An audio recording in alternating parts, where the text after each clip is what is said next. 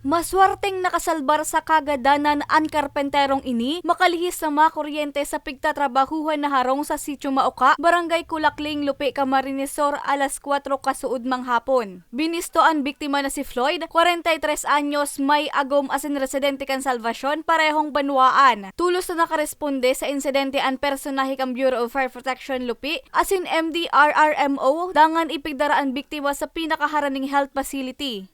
Ida po nagkakarpentero, duman po sa bubong, nahit niya daw po si secondary live ng Kasureko, ang dahilan kung nata siya po na kuryente.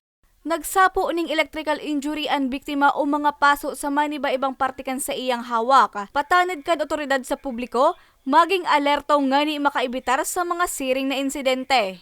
Po sa mga sangon niyan na una-una po, consider po na mainit ang panahon. Yung mga data po pagbasang-basangon ang kuryente, lalot na po nasa luwas kang arong. Lalot po may mga bakal. Ingatan ta po kung magabi alert lang po tayo. Para sa mga baratang tatak Bicol, Regine Boy.